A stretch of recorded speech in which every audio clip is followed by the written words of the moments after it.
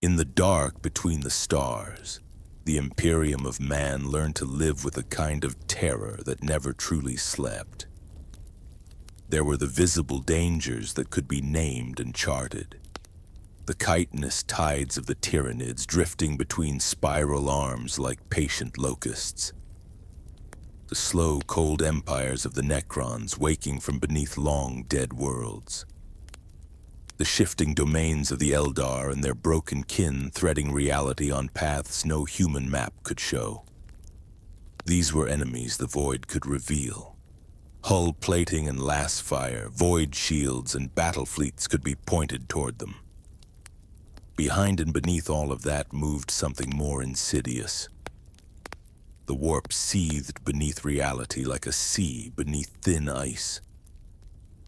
It was not simply another dimension, but a realm of thought-made storm, of emotion given tide and current. The Imperium used it because it had to. Warp drives carved short roads through that ocean. Astropaths listened to its distant currents and turned them into messages across impossibly wide gulfs. Psychers channeled it through their minds like lightning through fragile glass. The same force that made empire possible also made it fragile. Where humans felt rage, something in the warp thickened. Where they felt fear, something sharpened. Where they despaired, something fed.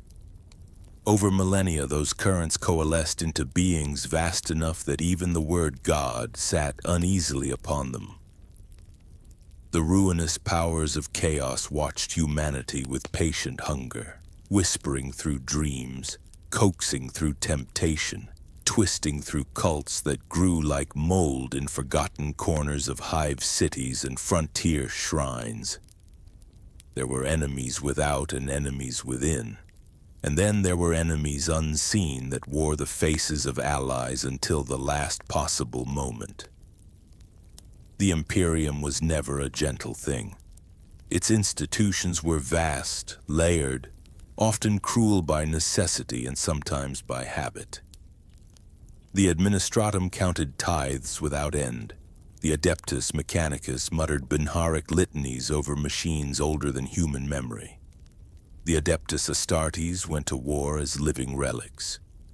The Ecclesiarchy poured faith over a galaxy-sized wound and hoped that devotion would be enough to hold it together. For all of these, the threat was usually an army, a rebellion, a plague, a campaign. There was a need for something else. Something that did not belong to any single world or order. Something that could step between worlds and say with quiet finality that this or that thing was too dangerous to live. Before there was an Inquisition, there were only the vague outlines of such a role. There were remembrancers who saw too much and archivists who noticed patterns in the wrong places. There were proto-orders of agents attached to the Sigillite, to the early Administratum, even to certain Space Marine legions. They had no single name, but they shared a task that could be felt even then. They were the eyes that looked into shadows that other institutions preferred not to see. Their true birth came during the greatest crisis the Imperium had yet known. When the War Master turned, the galaxy burned. Brother fought brother. Legions that had been built as exemplars of loyalty tore great wounds in the Imperium they had helped to raise. The Siege of Terra was not simply a battle for a throne. It was a revelation that treachery could rise to the very heart of power. That a being as mighty as Horus Lupercal could fall into the waiting hands of chaos. On Terra, as walls shook and void shields flickered, the Emperor and his closest servant understood a hard truth.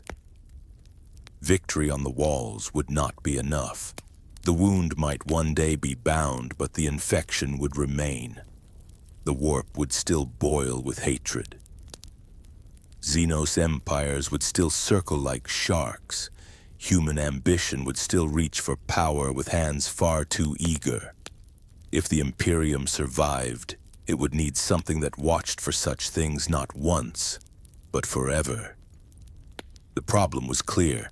How could there be an institution that answered to no lord but the survival of humanity itself, yet walked among lords and told them no? In those days, the man called Malcador the Sigillite bore the weight of more than titles. Regent, First Lord of Terra, Spy Master, Confidant. There are accounts from later ages that speak of a council gathered in hidden chambers in the depths of the imperial palace. Names are scattered, sometimes contradictory. What matters is the pattern. It is said that Malcador chose individuals not as representatives of their orders, but as particular souls with a certain hardness of mind. A visionary who could imagine enemies that did not yet exist. A skeptic who trusted nothing untested. A judge who had sentenced friends when duty demanded it. A warrior who knew when battle was necessary and when it was waste. A psyker who had stared into the warp and not broken. A scholar whose faith was deep enough to endure what it would soon have to know. The council understood the problem. Enemies of humanity came in three deep categories. From the warp as demons and corruption. From without as the many Xenos races that regarded humans as tools, cattle, or prey.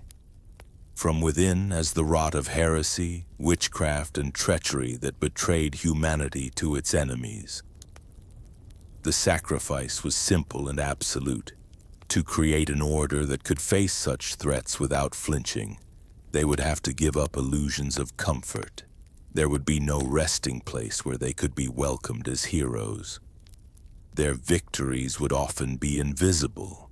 Their failures would burn in system-wide pyres. The avatars of this pact would be few in number, yet vast in reach.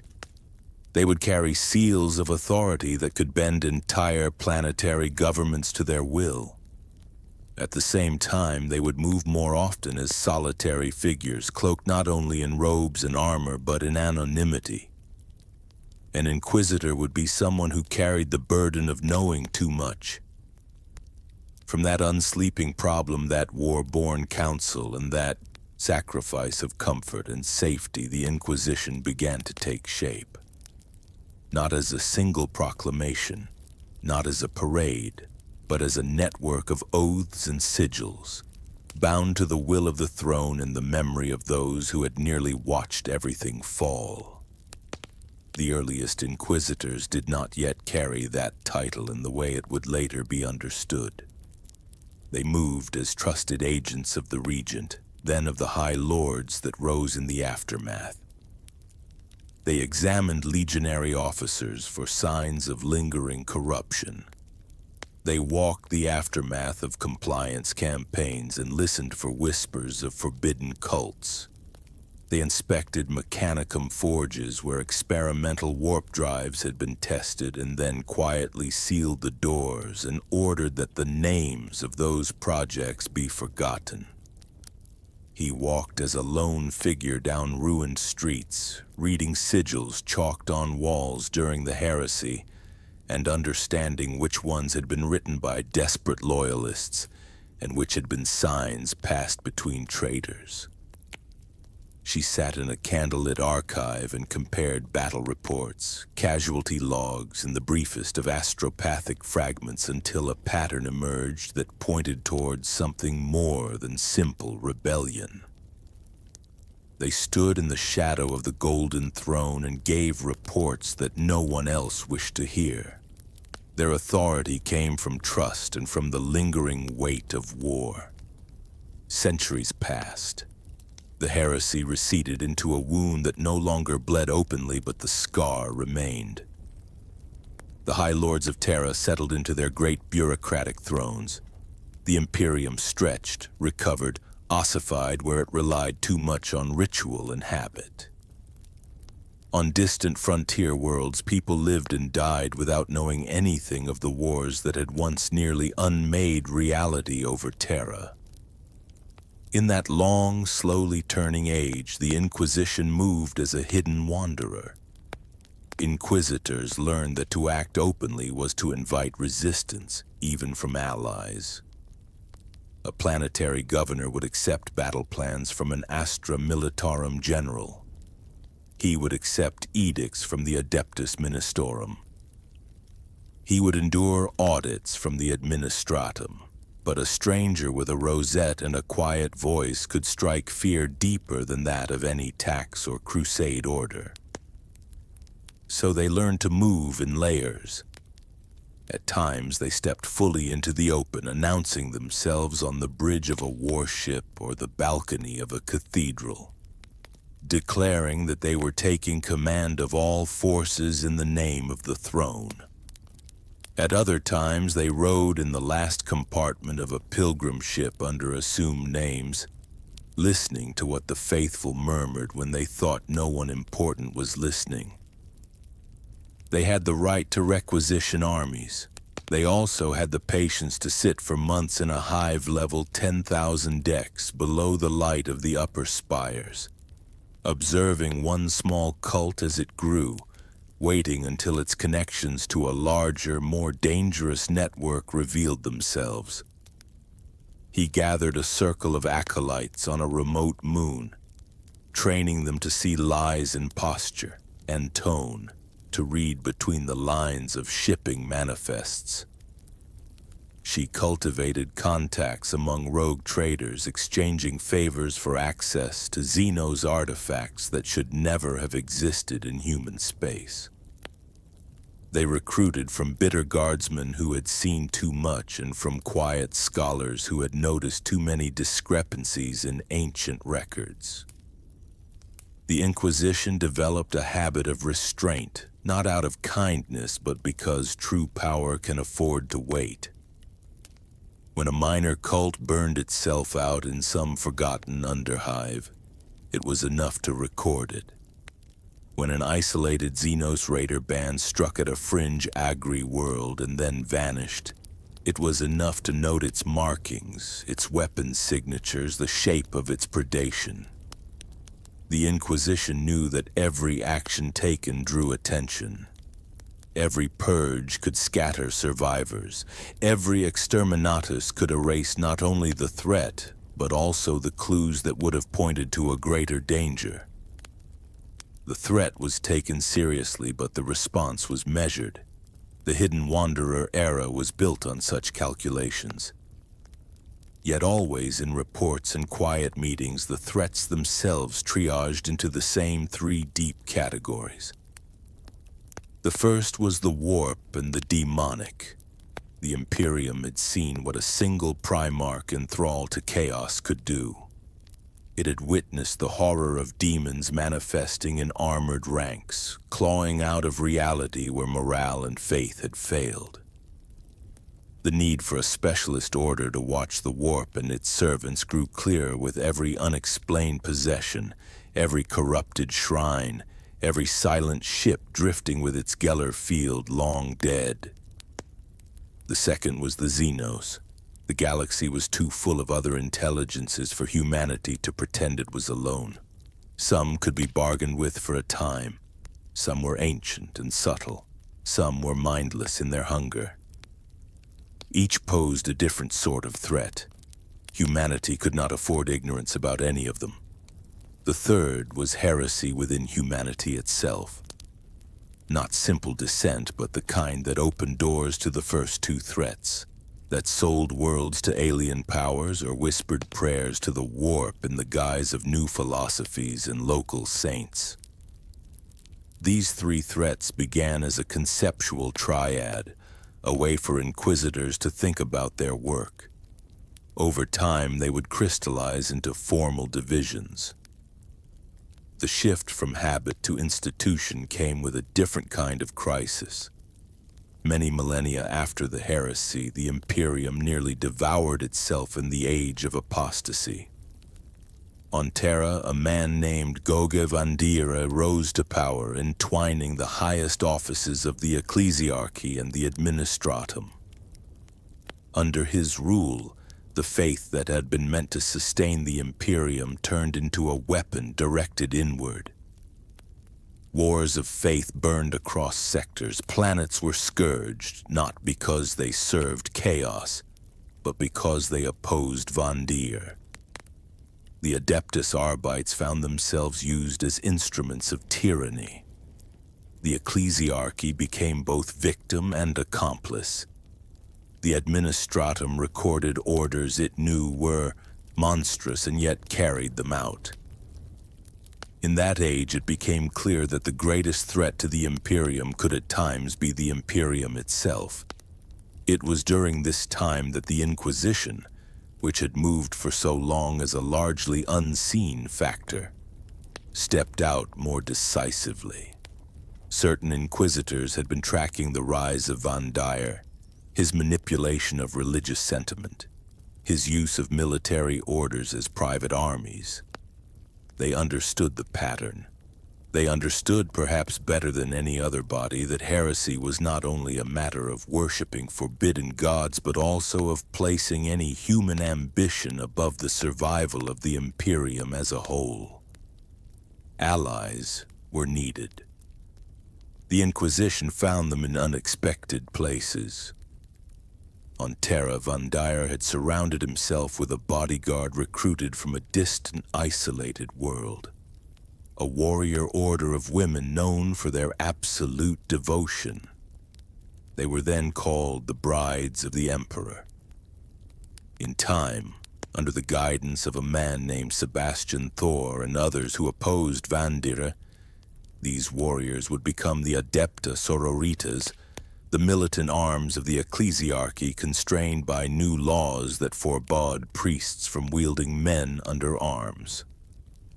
The Inquisition saw in them not only zeal, but a potential check against corruption. They would become one of the tools and allies of a future order dedicated specifically to internal threats. When Vandir fell and the Imperium restructured itself to prevent such a concentration of power from arising again, the need to refine and formalize the Inquisition became impossible to ignore. What had once been a loose network of trusted agents, bound by shared purpose and certain symbols, now needed clearer shape. The Imperium had grown too large and its threats too specialized for any single body of inquisitors to respond to everything with equal insight. Thus, over long deliberations in vaulted halls on Terra and in conclaves scattered across key sectors, the three great Ordos Majoris of the Inquisition emerged. The Ordo Malleus took upon itself the dire task of watching the warp and those things that moved within it. Its name, meaning in the High Gothic of the Imperium a hammer against the malevolent, was careful and deliberate. These inquisitors would specialize in the lore of demons, the subtle signs of cult activity that preceded true manifestation, the rituals and technologies needed to banish or contain such entities. They studied the Liber Demonica and other dark grimoires, not in superstition but with cold, methodical purpose. The Ordo Xenos turned its eyes outward. It would catalog alien species, map their empires, anticipate their migrations, and sabotage their plans. It would study alien technology not out of admiration, but to deny the enemy any advantage and to ensure that humanity did not stumble blind into traps woven from minds that thought in wholly different patterns. The Ordo Hereticus, foreshadowed by the turmoil of the Age of Apostasy, focused inward upon humanity itself. Heresy, in their view, was any deviation that threatened the spiritual or political cohesion of the Imperium. Rogue psychers, unsanctioned cults, mutant populations worshipped as local gods, and even corrupt institutions within the Adepta all fell under their remit. Each Ordo would share the same ultimate mandate. Each would wield similar instruments of authority. Yet their focus would shape their culture. For the Ordo Malleus, the alliance with a certain secretive chapter of Space Marines was central. On the hidden moon of Titan, in the depths of the Sol system, a fortress monastery had been raised after the heresy. Its warriors, the Grey Knights, were Space Marines engineered and trained with a singular purpose. Every one of them was a psyker. Every one of them carried sigils, wards, and gene-crafted fortitude meant to resist the horrors of the warp. To the wider Imperium, they were rumor, myth, or not known at all. To the Ordo Malleus, they were both sword and shield. An inquisitor of the Malleus could petition Titan for aid.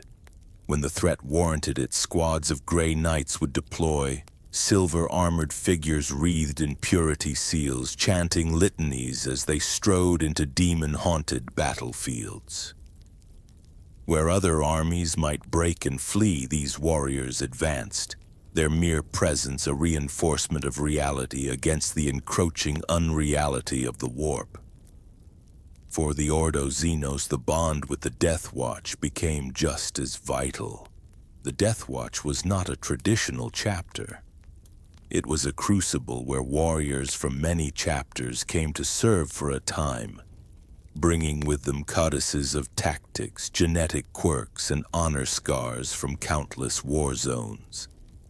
They trained together in the use of experimental munitions crafted for particular Xenos' physiologies. They studied the vulnerabilities of tyrannid bioconstructs, the armor patterns of Necron phalanxes, the gravitic anomalies of Tau battlesuits, the peculiarities of Orc Gestalt psychology. When an inquisitor of the Ordo Xenos uncovered a threat beyond the reach of conventional units, he or she might call upon the Death Watch. Kill teams, small but devastatingly specialized, would deploy with mission parameters so precise that a single destroyed brood ship, a single captured artifact, or a single sabotaged ritual on an alien world could cascade into the collapse of a campaign that had been forming in the dark. For the Ordo Hereticus, the Adepta Sororitas born out of the age of apostasy itself, were a natural ally. They provided disciplined, zealous troops who could be trusted to enforce purity within humanity. From burning a cult in the lower levels of a hive cathedral to besieging an entire shrine world that had drifted into dangerous doctrine. At times, the Ordo Hereticus also drew on the Adeptus Arbites and even on loyal regiments of the Astra Militarum. But it was the Sisters of Battle who most often walked at their side when heresy had to be confronted with fire. Over time, the symbols of the Ordos became as important as their deeds. The inquisitorial rosette, an eye-shaped sigil often encircled or augmented with skulls and purity markings, was recognized across the Imperium. To hold it aloft was to declare, without need of further explanation, that the bearer spoke with authority that reached directly back to Terra. The exact details of that authority were complex, debated in low voices in administratum corridors, argued in high conclaves. The effect in the field was simple. He showed the rosette on the bridge of a battered cruiser, and a captain who had refused multiple orders from Sector Command found himself wordlessly obeying. She pressed the rosette into a wax seal on a parchment scroll, and entire regiments shifted course to march toward a threat they had never heard of the day before. They sent orders bearing that symbol down data lines and astropathic channels in worlds bent to new priorities. The powers of an inquisitor were enormous. The limits were almost entirely internal. They swore allegiance to the Golden Throne and to the survival of humanity. They did not swear fealty to any one High Lord, any single institution, or even to the Ordos themselves in the way a guardsman swore to his regiment. Alliances and norms existed, of course. Conclaves of inquisitors set guidelines. There were censure processes, even the terrible possibility of a fellow inquisitor being declared extremis diabolus and hunted by his or her peers. Yet the core truth persisted. An inquisitor was in the field almost entirely alone with his or her conscience. That solitude shaped the Inquisition as much as any code. Some inquisitors became severe minimalists, wielding their power as sparingly as possible, aware that every order could ripple across millions of lives. They preferred to infiltrate, to use small teams to resolve threats before they became visible. Others grew comfortable with decisive, brutal measures, ordering planetary bombardments or exterminatus when they believed the balance of risk demanded it. Again and again, their work folded back into the same pattern of claim, definition, consequence, restraint, and bridge. They claimed that chaos could never be fully destroyed, only contained and starved. They defined demonic incursions as tears in reality caused by patterns of belief and emotion as much as by physical circumstances. The human consequence of this understanding was that whole populations could be judged not solely on what they had done, but on what they might yet attract if left unchecked. The note of restraint came from knowing that unnecessary slaughter could itself feed the warp. The bridge to further thought was always the same quiet realization. The line between necessary ruthlessness and self-defeating cruelty was perilously thin. They claimed that Xenos empires watched the Imperium as a rival, a resource, or a curiosity. They defined alien technology and biology as fields of knowledge that could not be ignored lest humanity fight enemies it did not understand. The human consequence was that some inquisitors sanctioned the temporary use of captured Xenos weapons and devices under controlled conditions at great personal risk. The restraint came in recognizing that such tools carried unseen influences. Yet the bridge to further action remained. To fight in total ignorance was to die. To reach too deeply into alien wisdom was to risk contamination. They claimed that heresy was not simply doctrinal error, but any belief or practice that undermined the Imperium's ability to resist its enemies. They defined witchcraft, mutant cults, and institutional corruption as different faces of the same danger. The human consequence was that entire communities could be judged by the actions of a few, yet also that individuals could sometimes be turned away from the brink. The restraint came in acknowledging that too rigid a definition of heresy could fracture the Imperium more thoroughly than any enemy. The bridge that followed was grim. Some fractures had to be risked to prevent greater collapse. As the ages rolled on, the Ordos expanded not only in scope, but in subtlety. The Ordo Xenos developed subgroups that specialized in particular enemies. There were savants who did little but compare reports of tyrannid splinter fleets, trying to discern the deeper pattern of the hive mind's attention. There were field agents who lived for years among frontier human populations that had begun trading with Tau envoys, watching to see whether such soft invasions would blossom into something more dangerous. There were inquisitors who dedicated themselves to monitoring Eldar activity, tracking the elusive paths of their craft worlds and the actions of their shadowy agents. The Ordo Malleus cultivated libraries of case studies. Each demon encountered was cataloged by manifestation, by the temptations it used, by the symbols that appeared in its wake. They employed seers whose minds were heavily warded, seeking glimpses of future incursions not to change fate entirely, but to stand ready at the right choke points.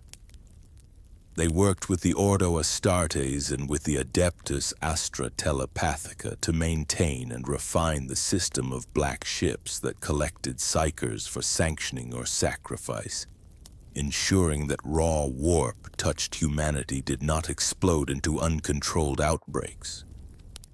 The Ordo Hereticus became both feared and necessary in equal measure. They investigated schisms within the ecclesiarchy not to suppress every debate, but to ensure that no new Vandire arose. They audited the Scholastia Psychana, watching for patterns of abuse or negligence that might gift chaos with new servants. They walked among the nobility of hive worlds, reading the subtle signs of dynasties that had grown too insulated, too convinced of their own immunity to judgment. In all of this, the Inquisition remained deliberately small. For every world in the Imperium, there were only a handful of inquisitors watching over entire sectors. Their agents, acolytes, and informants were more numerous, but the number of those who carried the rosette itself could never match the scale of the galaxy. The universe remained vast, the threats multiplied. The Inquisition simply learned to become better at choosing where to stand.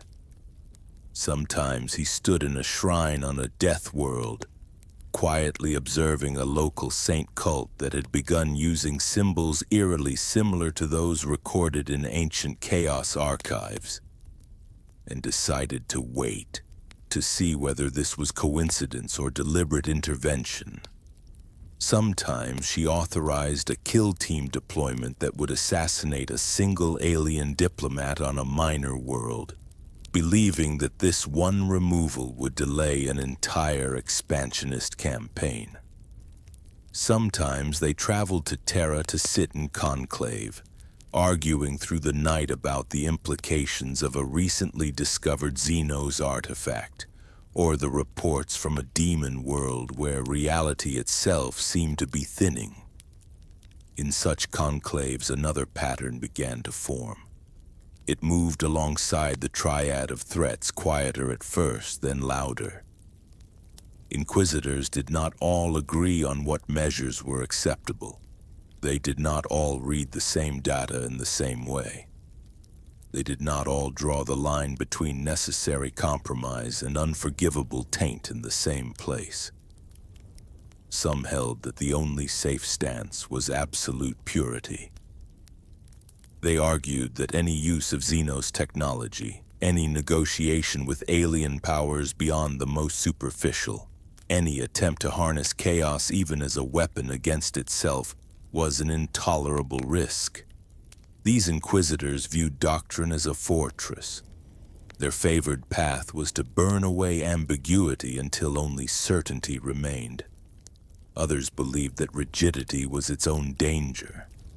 They argued that fighting an enemy as mutable as chaos with fixed patterns invited defeat. They suggested that studying and even under extreme circumstances employing alien weapons could keep humanity alive in situations where traditional tools would fail.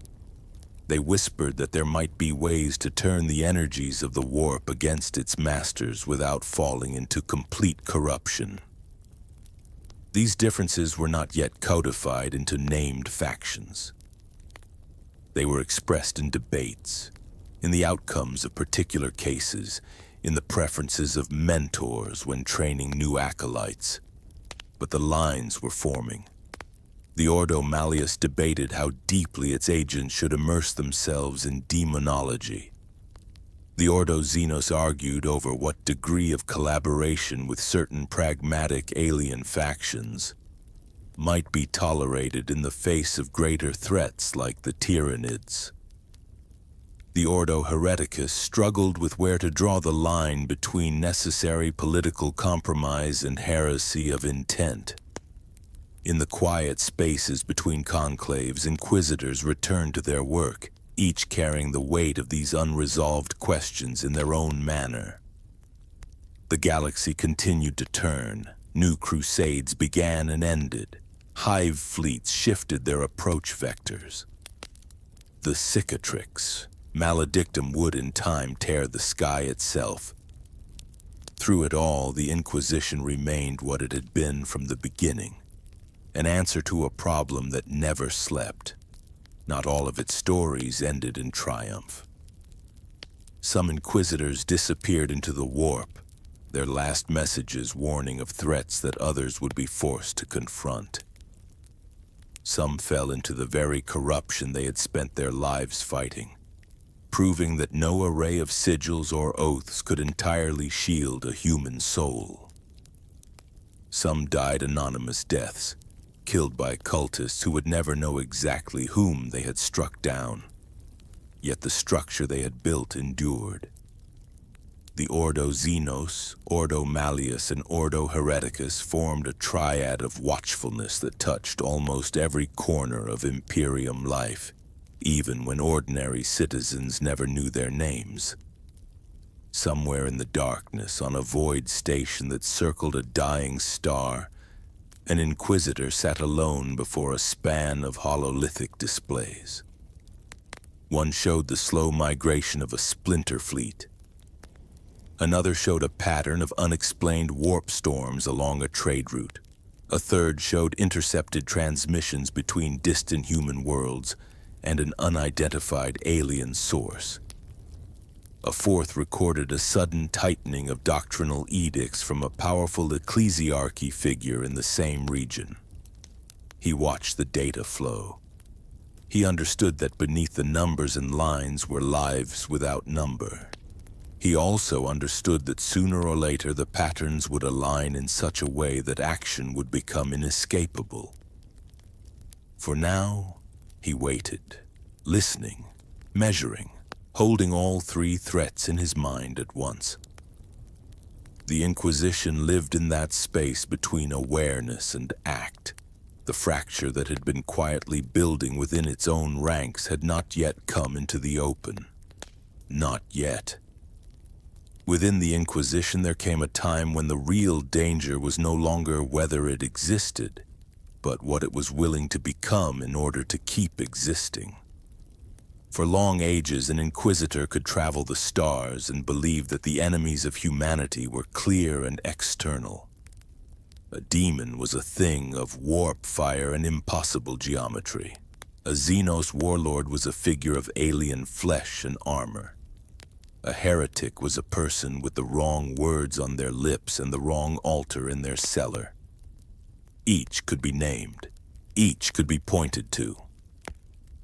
The more the Inquisition saw, the less simple that line became. He had walked as a young interrogator through the ruins of a shrine world shattered by a demon incursion. The sky was clear again. The warp storm had passed. What remained were scorched foundations, melted glass, and the lingering sense that reality itself was thinner in certain alleys. His master had ordered the planet evacuated and the surface scoured from orbit. The cost had been immense, the threat for now contained. Years later, he stood in a conclave chamber while another inquisitor quietly argued that such measures were not only regrettable but insufficient. They spoke of ways to bind the entities that had broken through, to chain them and use them as weapons against their own kind, to strike at chaos not only with bolter and blade, but with its own venom. She had once sat opposite an alien envoy in a hollowed-out moon, under the careful watch of Death Watch kill teams. The Xenos Empire in question did not worship chaos. It did not raid Imperial shipping lanes. It offered trade, knowledge, and the promise of a neutral border between larger threats. To reject that offer entirely would mean war at a time when the sector was already thinly defended. To accept it, even in limited form, meant admitting that alliances with the inhuman were not always simple betrayal. They stood together in a darkened chapel on a hive world, listening to a preacher whose flock had grown so vast that pilgrims slept in the streets just to hear him speak. His words were fervent, his doctrine extreme, his attacks on perceived corruption fierce. He drew his authority from the emperor, or at least from the emperor as he understood him. The local ecclesiarchy hated him. The nobility feared him. The poor adored him. Was he a heretic or a medicine against deeper disease? Such questions could not be answered by edicts alone. They demanded interpretations. Over time, those interpretations crystallized into positions. Positions hardened into traditions. Traditions became banners. Within each ordo and across the Inquisition as a whole, a divide emerged that was not simply a matter of practice, but of philosophy. On one side were those who came to be called in later centuries Puritans. They held that the Imperium was fragile enough without playing games at its edges. To them, the line between righteous use and fatal compromise was too easy to miss in the dark. They advocated strictness. A demon, in their view, was never a tool. It was a wound in reality. To bind one, to deal with one, to study one beyond the minimum necessary was to invite contamination that would spread in ways no human could fully predict. Xenos technology in their eyes was shaped by alien minds and carried with it assumptions about reality that were incompatible with human survival. A preacher who strayed too far from orthodox doctrine was not a harmless eccentric, but the seed of a schism that could grow into another age of apostasy. For them, purity was armor, compromise was a crack. On the other side were those who came to be known as radicals. They did not always use that name for themselves, and they were not all alike, but they shared a conviction that the Imperium could not win a war on as many fronts as it faced by clinging only to familiar tools. Some argued that chaos was not a single thing, but a field of forces. They believed that with the right wards, the right rituals, and the right discipline, certain warp entities could be bound and compelled to serve. Others pointed to alien technologies that allowed for weapons of precision and scale beyond human manufacture, and suggested that denying such power to humanity, while the enemies of mankind wielded it freely, was its own kind of betrayal. Among the radicals, there were those who believed the Imperium itself had grown corrupt and that only controlled, deliberate upheaval could prevent worse collapse. They did not seek to destroy it. They sought to shake it, to break rotting structures so that healthier ones could be built. Their methods were as dangerous as open revolt, but they saw themselves as surgeons, not butchers. Between these two broad currents lay countless shades. Few inquisitors lived so long or saw so much without understanding at least something of both arguments. Many tried to walk a narrow path, strict in some matters, flexible in others. The division was not solely a matter of the three ordos, yet each ordo expressed it in its own way. Within the Ordo Malleus, Puritans favored the oldest rites, the purest litanies, the most rigid safeguards. They worked closely with the Grey Knights and the most orthodox segments of the ecclesiarchy. The idea of demon hosts or bound warp entities was abhorrent to them. To hear of an inquisitor dabbling in such things was to hear of someone already lost. Radicals within the Ordo Malleus, sometimes given names that carried a hint of accusation, believed that to understand a foe as mutable as a demon, one had to see it up close. They studied their names, their patterns, their bindings. Some went so far as to imprison lesser entities within living vessels, turning human bodies into cursed prisons. The price of such experiments was paid in souls and in the suspicion of their peers. Within the Ordo Xenos, Puritans saw alien empires as absolute anathema. They believed that humanity's future must be one with human hands, human minds, and human machines. They ordered worlds purged at the first sign of meaningful collaboration with Xenos powers. They bent the Death Watch toward assassination, sabotage, and extermination without hint of negotiation. Radicals of the Ordo Xenos specialized in conversations that would never appear in any public record. They met with alien envoys, traded information, and occasionally balanced one Xenos power against another in attempts to buy time or space for threatened Imperial worlds. They studied alien weapons not only to counter them, but to adapt fragments into human use. For them, knowledge was not betrayal by itself. Betrayal was in what one did with it. Within the Ordo Hereticus, Puritans took upon themselves the role of guardians of purity and doctrine, in blood and in governance. They worked closely with the Adepta Sororitas, ordered trials and purges, and regarded deviation as a slope too slippery to stand upon. Better to cut away an entire limb of the Imperium than risk rot spreading outward. Radicals in the Ordo Hereticus looked upon the maze of imperial institutions and saw more than sin. They saw patterns of power that had grown stagnant. They believed that sometimes to save a sector, one had to remove the entrenched elites at its core. They advocated what came to be called recongregation, the deliberate dismantling of corrupt structures so that new ones could grow. Their enemies saw in this nothing more than sanctioned rebellion. These tensions might have remained largely theoretical, but the galaxy had a way of forcing philosophies into action. There came a series of crises in which the decisions of a handful of inquisitors changed the fate of entire regions. An Ordo Xenos inquisitor tracking the slow advance of a Tyranid hive fleet proposed a devastating strategy. Instead of meeting the swarm at the edge of Imperial space, he ordered the extermination of a chain of frontier worlds that lay directly in its path.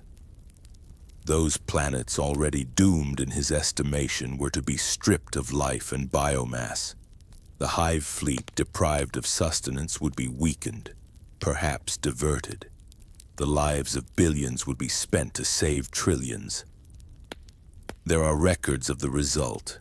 The Tyranids did turn, bleeding away from the region he had chosen to protect. Other areas paid the price. New paths opened for the swarm. Entire segments of the galaxy were reshaped.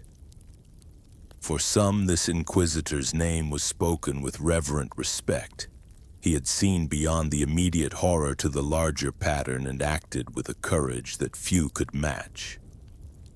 For others, his name became a curse, synonymous with monstrous calculus that treated human worlds as markers in a game. In the Ordo Malleus, there was the tale of an inquisitor who, over the course of a long campaign against a recurring demon entity, chose the path of binding rather than simple banishment. He believed that if the creature could be fettered, even partially, its knowledge and its connections within the warp could be turned against its kin. In the end, he succeeded in imprisoning it within a living host, and used that bound monstrosity to anticipate and counter further incursions.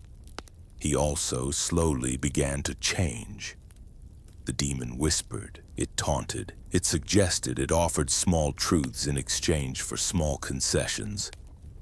He told himself that he remained in control. His peers were less certain. When they finally moved against him, the conflict that followed was as much a war of doctrine as of bullets and rights.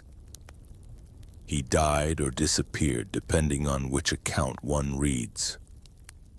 The bound demon may have been destroyed or may have escaped. In either case, his story served as a parable for generations. Within the Ordo Hereticus, there were wars so secret that even many inquisitors only heard rumors of them. An inquisitor who had spent decades investigating the nobles of a hive cluster concluded that the entire economic structure was so riddled with hidden cults, pacts, and private armies that it could never be safely reformed. He moved to dismantle it. Assassinations, financial seizures, and orchestrated uprisings followed. The old dynasties fell. New regimes rose in their place, chosen from those who had aided the purge. For a time, stability returned. The cults that had once used noble patronage as shield and channel faded into memory. Then slowly, patterns of corruption began to appear in the new orders he had helped create. Power flowed into fresh hands. The old flaws returned in altered forms. He had cut away diseased flesh. The body had grown new tissue. The illness had roots deeper than bloodlines. Other inquisitors looked at his work and whispered that the true enemy was not any one family, but the pride that made him believe he could remake entire societies according to his own judgment. Such stories accumulated like sediment in archives and memory. Every inquisitor trained acolytes with these tales as caution or inspiration, depending on their own stance. The more these differences sharpened, the more often they erupted into open conflict. There were what came to be called inquisitorial wars, small in scale compared to the great crusades of the Imperium, but vast in consequence. They did not involve titanic fleets, but rather networks of agents, assassins, kill teams, and forged orders. One inquisitor would move to censure another, perhaps by presenting evidence of radical practices to a conclave. The accused might accept judgment, go into hiding, or fight. He gathered his most loyal acolytes and vanished into the depths of a hive world, continuing his work in secret, convinced that the Imperium needed him more than it needed the approval of his peers. She declared that her judge had misunderstood the greater threat and set out to prove her methods correct, even as hunters followed her through warp and wilderness.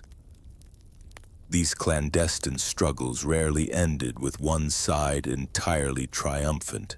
They more often left scars on the institutions around them. A chapter of Space Marines might refuse future cooperation with the Inquisition after seeing its warriors used to hunt someone they once called ally. A segment of the Adeptus Mechanicus might withdraw its support from certain Ordos, suspicious that their secrets were at risk.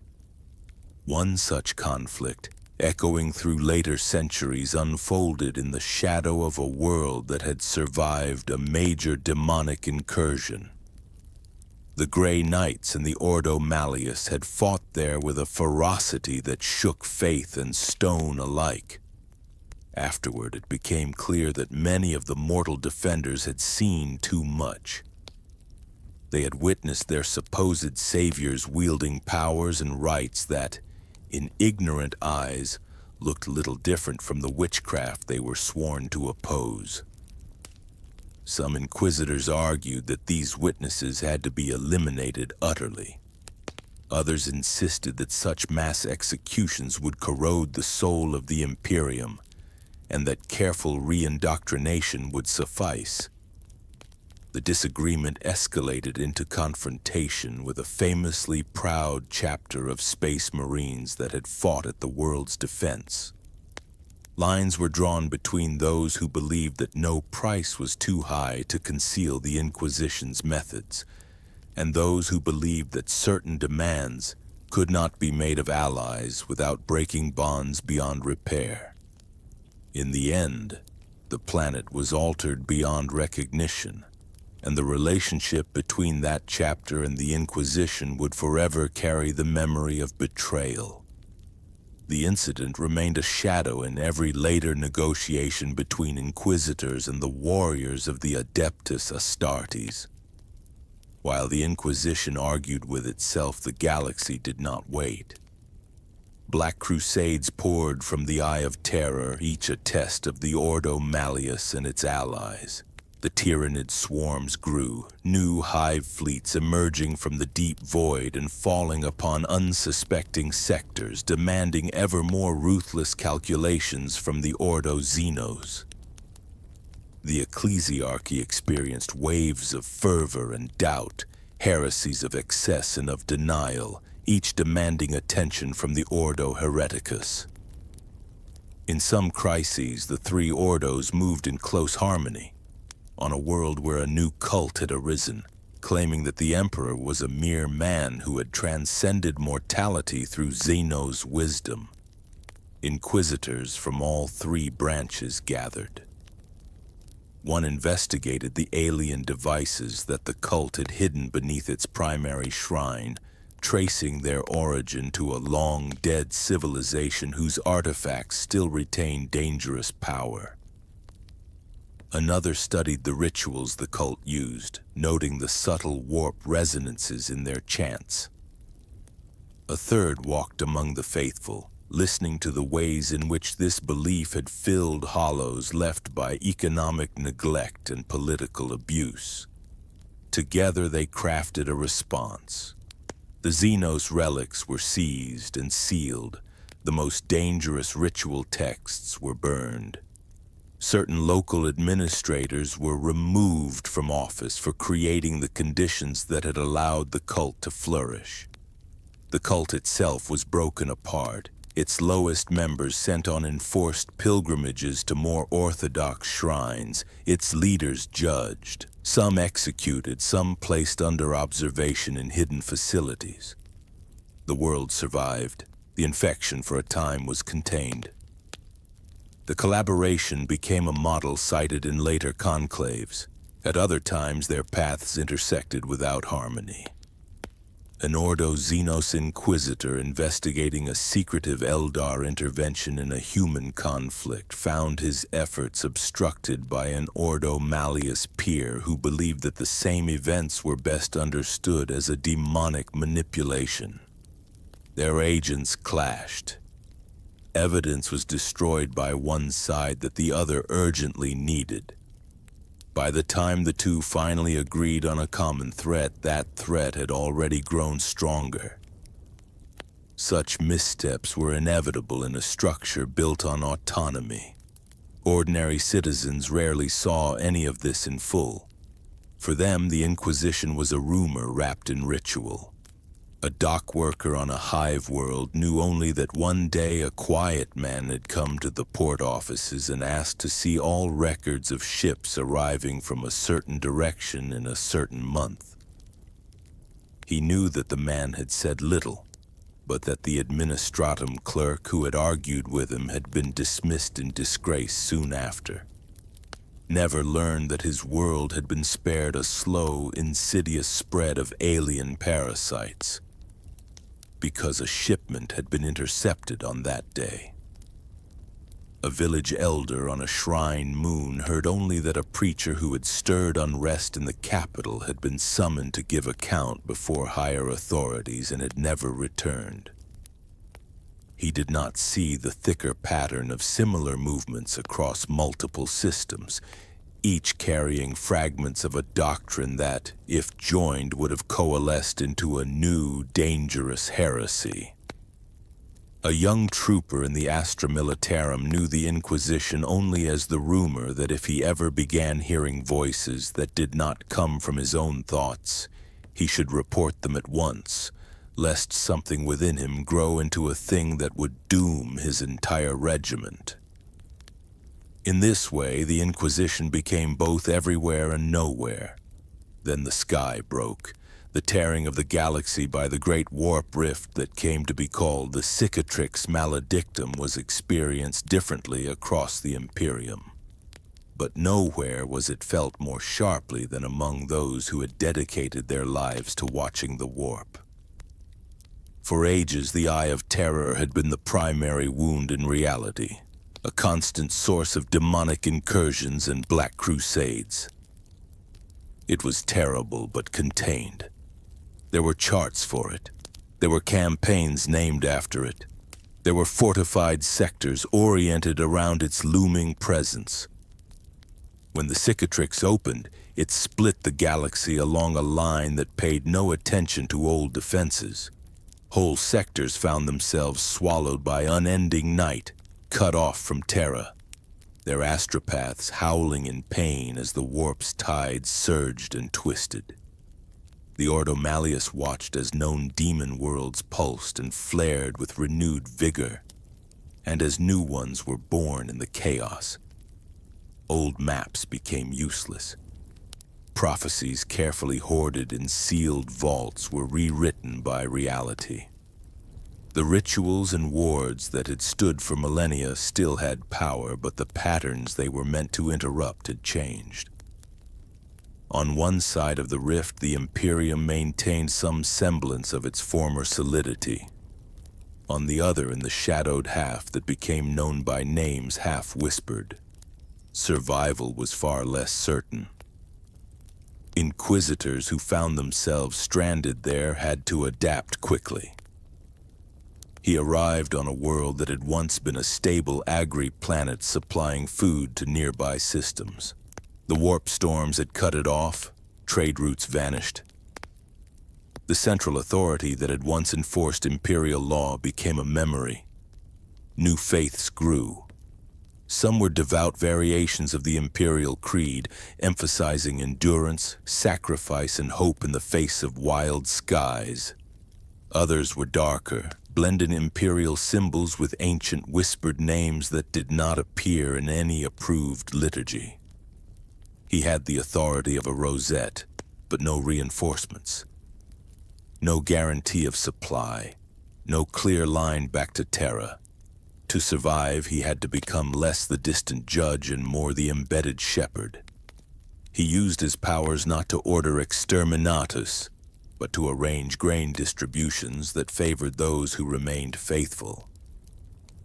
To encourage local leaders whose instincts aligned with imperial doctrine, and to quietly remove those who did not.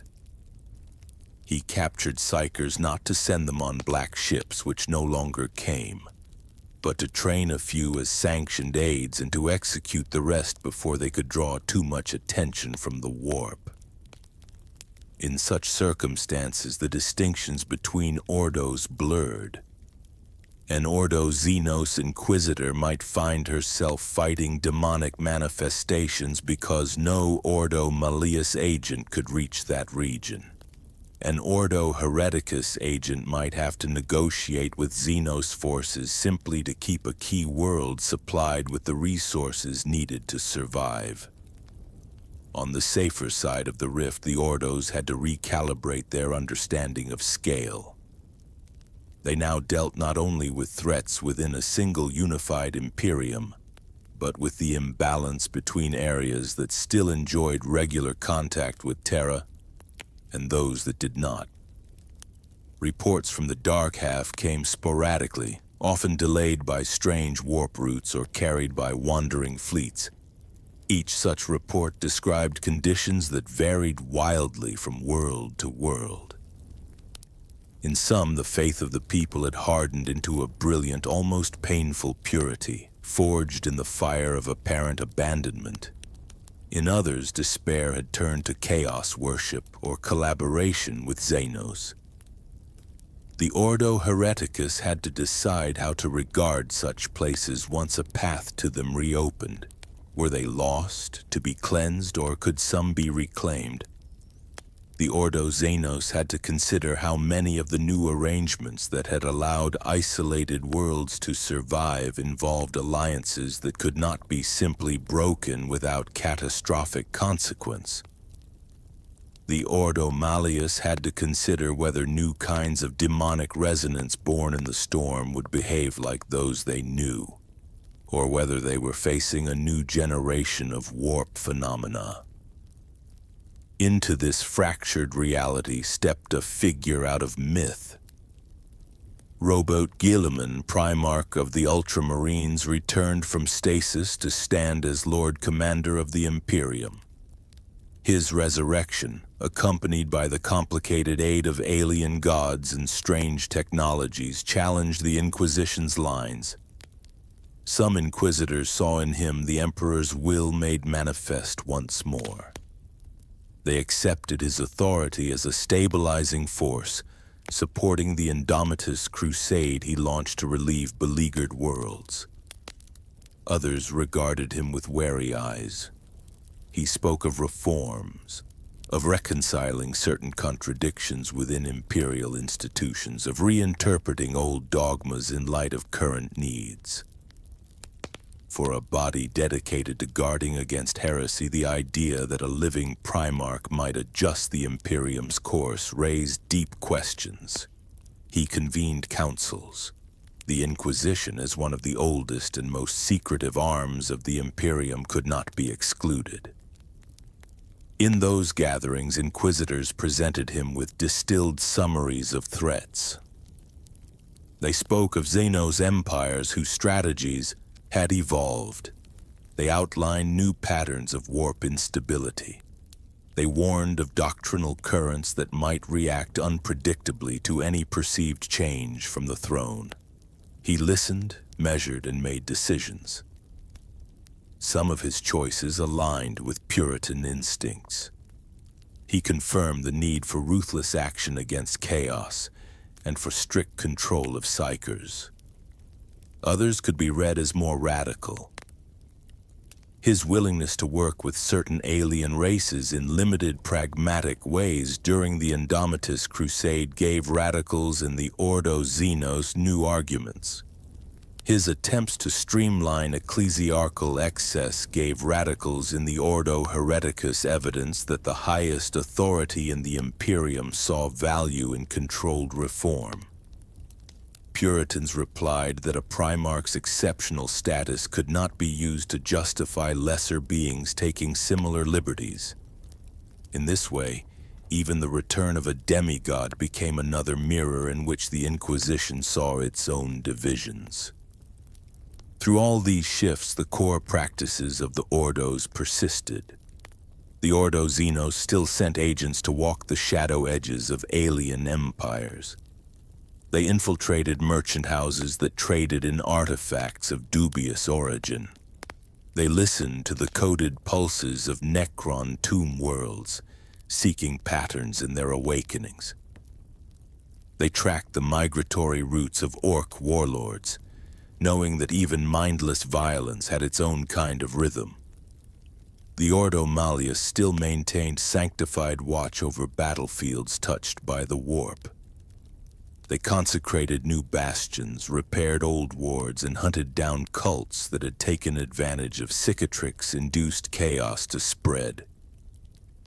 They worked closely with the Adeptus Astra Telepathica to maintain some semblance of control over the flow of psychers, whose numbers seemed to rise with every warp storm.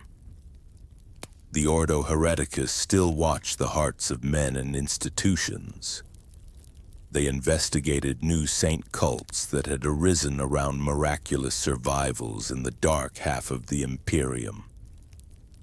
They audited the new regimental structures arising from Guilliman's reforms. They monitored for any sign that the renewed zeal of the faithful might pivot into forms that would destabilize rather than strengthen. In each case, inquisitors continued to move along that familiar scale of restraint and ruthlessness. He walked into a manufactorum plagued by rumors of strange accidents and whispers of machine spirits that groaned in languages no tech priest recognized. He found that a minor clerical error centuries ago had allowed a shipment of Xenos alloy into the forge lines, where it had slowly altered the properties of Imperial components. Instead of ordering the destruction of the entire facility, he coordinated its partial quarantine, working with the local mechanicus to isolate and study the alloy under strict control. She arrived on a frontier shrine world where an obscure local sect claimed that the Emperor had spoken to them directly during the long silence of the cicatrix. Their teachings were fervent but not obviously heretical. Their practices were harsh but survivable. She could have destroyed them in a day. Instead, she stayed, listened, and gradually steered their devotion into a shape that could be folded back into orthodoxy without shattering their hard-won faith. They came together to pass judgment on an inquisitor accused of using bound demons in a series of secret campaigns. The evidence was complex. Some of his victories had prevented catastrophes. Some of his methods had clearly crossed lines that even radicals hesitated to justify. The conclave deliberated for days, weighing not only his actions but the precedent their decision would set. In each of these instances, no clean solution presented itself. The Inquisition lived in such gray spaces. If there was a siege forming, it was not always of stone walls and orbital batteries, it was of principles. Every age adds weight to certain choices. The Inquisition, born in the fires of the Horus heresy to guard against enemies known and unimaginable, now bore not only that initial mandate, but the accumulated interpretations of 10,000 years. The Ordo Xenos had to decide how far it would go in understanding alien minds in order to prevent humans from being outmaneuvered. The Ordo Malleus had to decide how much of the warp it would dare to map in order to keep the rest of humanity safe from it. The Ordo Hereticus had to decide how tightly it would bind human belief before that very tightness caused new fractures.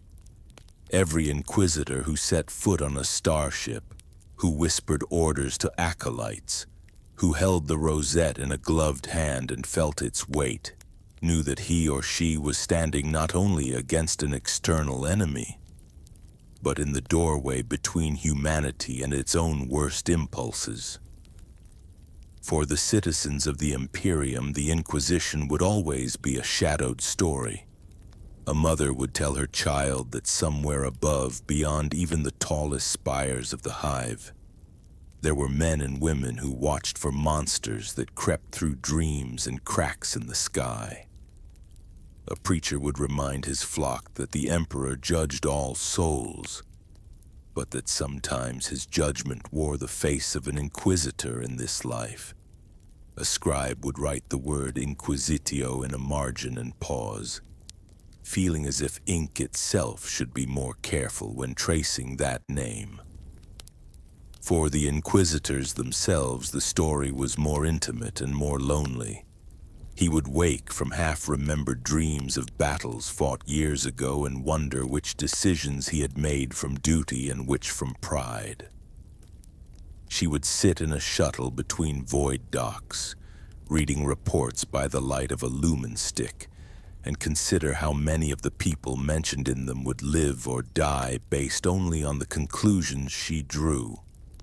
They would gather in conclaves and see in each other's faces not only colleagues but potential future trials. Yet despite all of it, the Inquisition did not put down its burden. The galaxy remained vast. The night remained full of whispers. The enemies remained many. On a forgotten world at the edge of a little-known sector, a new phenomenon began. The dreams of the local population shifted at the same time as subtle changes in gravitic readings and unexplained static in astropathic messages. In the deep, something stirred that was not quite demon, not quite Xenos, not quite human. To those who noticed, it seemed like all three at once. Reports trickled inward. A minor functionary in the administratum flagged an anomaly. A tech priest recorded unexpected energy signatures. A sister of battle transcribed the peculiar phrasing of a pilgrim's vision. These fragments, passing through channels laid down over millennia, eventually reached the desks and data slates of an inquisitor. He read them slowly. He had studied chaos. He had studied Xenos. He had spent long years watching the hearts of men and institutions. In what he saw now, he recognized something that did not fit cleanly within any one Ordo's remit. He sent messages he knew would take time to arrive. Some were directed to Ordo Xenos archives, requesting comparative data on related phenomena. Some went to trusted psychers and librarians of the Ordo Malleus. Some went, very carefully worded, to an Ordo Hereticus colleague whose judgment he respected even when they disagreed. Then he prepared to travel. The galaxy had shifted. The Inquisition had debated, fractured, reformed, and adapted. The Ordo Xenos, Ordo Malleus, and Ordo Hereticus had grown into great engines of vigilance, each with its own methods, allies, and scars. All of that history now moved silently behind one figure as he stepped onto a landing ramp and into the thin air of a world that did not yet know its place in the wider war. He would arrive as a single human being.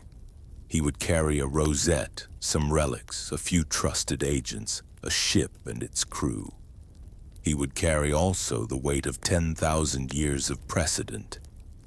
Somewhere ahead in the quiet between breaths, the unseen siege lines were already drawn. The Inquisition would meet whatever waited there. It had always been traveling toward that meeting. It had simply not reached it. Not yet. In the centuries that followed the opening of the Great Rift, the Inquisition did not die. It changed shape as it always had. There were inquisitors who never returned from the dark side of the galaxy, and others who emerged decades later, older, scarred, changed in ways that words could not quite express. Some brought back strange relics wrapped in chains of silver and sanctified iron. Others brought only knowledge carved into their minds like scripture written in pain. The Imperium that awaited them was not the one they had left. Guilliman's crusade had reconnected thousands of worlds, yet the unity it achieved was fragile. Some regions bowed readily to his command, eager for stability. Others clung to the old, decayed faiths of isolation, mistrusting this new resurgence as heresy in disguise. For the Inquisition, this new age meant constant motion. They were needed everywhere and trusted nowhere. He returned from the far side of the rift to find his archive sealed by an administrator who had deemed him legally dead. She returned to find her sector ruled by a high lord who used her name in speeches, never realizing she lived. They came home to discover that home was now divided into factions of loyalty, bureaucracy, and doubt. And through it all, the three great Ordos continued their quiet work. The Ordo Xenos learned that even in ruin, the galaxy bred new neighbors. The Tyranids still came, devouring what they could reach. The Necrons rose from worlds once thought safe. But the quieter changes were more subtle and more dangerous. The Tau Empire had grown not only in territory, but in patience. Their envoys now spoke the Gothic tongue fluently, quoting imperial texts with unnerving accuracy. They spoke of the greater good as if it were a cousin of the imperial creed, and on isolated frontier worlds, the weary and the hungry listened. Some inquisitors called for immediate extermination of every world that entertained such diplomacy. Others, often radicals of the Xenos school, proposed infiltration, sending their own agents into the Tau enclaves to learn how the alien empire converted without conquest. These agents found something chilling. The Tau did not convert through faith alone, but through slow, engineered cultural infection. They studied the human mind as one might study soil, testing what seeds would take. And on more than one world, those seeds began to grow. The Ordo Xenos launched covert purges, often so silent that the populations never knew they had been saved. Colonies that vanished in the night, space stations that suffered accidents, envoys that met assassins before they met diplomats. All were part of a war fought not for planets, but for the soul of humanity's frontier. And still, some inquisitors questioned the cost. For every world erased, another fell willingly into alien alliance. For every alien weapon destroyed, another appeared in the black markets of the Segmentum Pacificus, traded by humans who had never seen the stars beyond their own. The Ordo Xenos did not win wars anymore. They delayed endings. The Ordo Malleus, for its part, faced something new. In the aftermath of the rift's opening, the warp's behavior shifted in ways no lexicon could predict. Astropaths began to sing in unison across light years, their voices forming strange chords that resonated through the Imperium. Ships guided by their echoes found paths that should not have existed. Some believed the Emperor himself was speaking through them. Others whispered that something else had learned to mimic his tone. On Titan, the Grey Knights rebuilt their fortresses and reconsecrated their blades. They no longer marched to war only when summoned. They chose their own battlegrounds, appearing unannounced at sites of psychic contamination and vanishing just as suddenly. The inquisitors of the Ordo Malleus recorded these appearances carefully. Some suspected even the Grey Knights might have changed under the shadow of the rift, that they saw things during their forays into the heart of madness that no human tongue could describe. For the Inquisition, the question was no longer simply how to banish demons, but how to interpret silence. Sometimes a planet would send a single garbled astropathic message describing horrors beyond reason. When fleets arrived months later, there was nothing. No screams, no residue, no warp signatures, as if the world had never been. The Puritans took this as proof of divine intervention. The radicals suspected the opposite, that something in the warp had learned to consume without trace. Between faith and fear, the Ordo Malleus moved like a surgeon through shadow. They refined their rituals, merging ancient rites with new sciences derived from fragments of mechanicus knowledge once deemed heretical. They built devices that could measure psychic resonance at the threshold of perception, machines that hummed like prayers. Every experiment risked attracting what it sought to detect. Every reading was a potential invitation. But to close their eyes entirely was to walk blind into extinction, and so they persisted. The Ordo Hereticus, meanwhile, discovered that heresy itself had evolved. The old forms, worship of chaos, rebellion against the ecclesiarchy, psychic uprisings, still burned like coals under the surface of civilization. But now, new philosophies emerged, doctrines of despair, ideologies born from exhaustion rather than defiance. One movement spread through the hive worlds of the Segmentum Solar, the doctrine of quiet ending. It taught that humanity's survival was not its destiny, that extinction was a form of worship, a way to free the Emperor from the burden of eternal protection. Its prophets were poets, its martyrs self-chosen.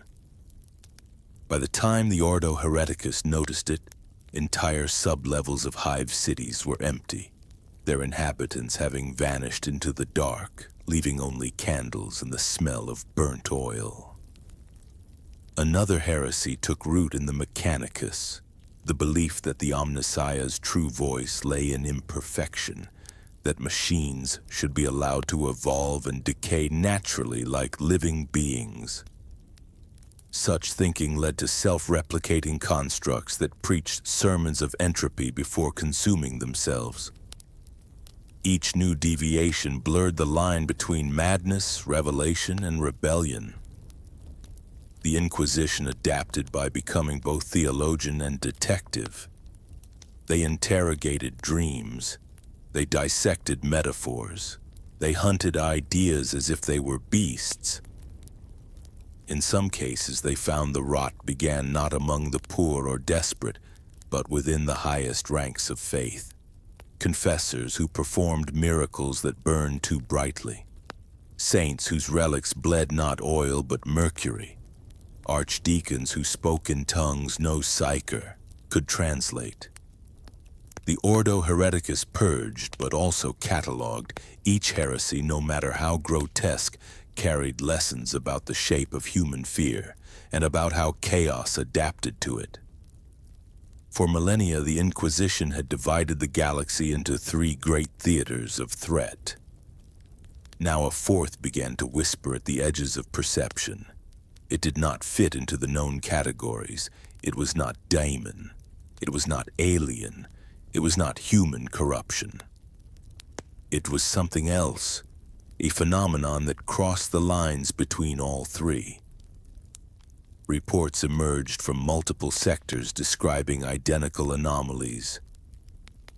Worlds where the dead returned without warp taint, ships that vanished into the void and reappeared decades later, their crews biologically altered but not possessed. Temples where inscriptions in alien tongues reassembled themselves into verses from imperial prayer books. Each Ordo claimed jurisdiction, and each was half right. The Ordo Xenos argued that it must be a new extragalactic species, one that manipulated energy and memory rather than matter. The Ordo Malleus saw patterns of psychic resonance too complex to be natural. The Ordo Hereticus saw the unmistakable fingerprints of human obsession in the way the phenomenon mirrored belief. The conclave convened on Terra to address it. 3 inquisitors stood before the High Lords, each representing one of the great Ordos. They presented data, testimonies, relics. None could fully explain what they faced. Guilliman himself listened, then spoke a single sentence that would echo through the Inquisition for centuries. If it wears every mask at once, then it is the enemy that proves why you were divided, and why you must learn to be whole. From that day, some inquisitors began to advocate for the creation of a 4th Ordo, an Ordo Omega, dedicated to convergent threats that blurred the old lines. Others resisted, fearing dilution of purpose. The debate continues still, half heresy, half prophecy. The Inquisition had never been a single order, but now even that fragile unity began to fracture. Data hoarding, secrecy, and the sheer scale of the Imperium meant that entire sectors developed their own inquisitorial traditions. Some adopted the purity of monastic orders, operating openly as advisors to planetary governors. Others dissolved into ghost networks of informants communicating only through coded scripture. And among them, legends persisted, of inquisitors who walked the webway, of those who had bargained with Necron cryptex, of those who sought the Emperor's soul in the heart of the Astronomicon. None could confirm these tales. All believed some of them. For the citizens of the Imperium, such stories became cautionary prayers. Trust the Inquisition, but do not seek it. Obey their orders, but never ask their reasons. To most, they were guardian angels glimpsed only at the edge of catastrophe. To others, they were monsters that arrived too late or not at all. At the heart of the Inquisition lay a paradox. It had been created to preserve humanity. To preserve humanity, it had to see humanity as something fragile and expendable. Every inquisitor carried a ledger of ghosts. Every decision, no matter how necessary, cost lives that could not be replaced. They learned to sleep in rooms lined with sealed data coffers filled with names, dates, coordinates. Each entry represented a world purged, a cult extinguished, a bargain struck, a soul judged. The galaxy did not thank them, it could not. They did not exist for gratitude. What they feared most was not death, nor the warp, nor even the alien. It was irrelevance. The day the Inquisition ceased to matter, humanity would already be lost. The endless vigil. And so they remain. In the cold halls of Titan, the Ordo Malleus prepares new wards for wars that have not yet begun. In the shadowed stations orbiting the galaxy's edge, the Ordo Xenos deciphers alien songs that may be messages or lures. In the echoing cathedrals of the ecclesiarchy, the Ordo Hereticus listens for the tremor in a preacher's voice that signals a thought too dangerous to exist. Across a million worlds, a million decisions are made in their name.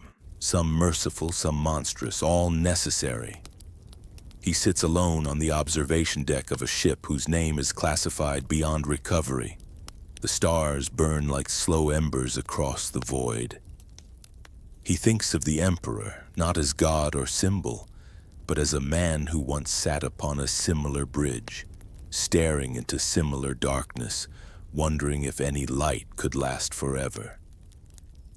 The ship's astropath whispers that they have intercepted a new signal. Something ancient, repeating, layered with both human and alien code. It hums at a frequency that makes the blood vibrate. He rises, he knows this sound. It is the same song that was heard in the first days of the warp storms, when humanity learned to fear the sky. It is the sound of awakening. He orders the course set.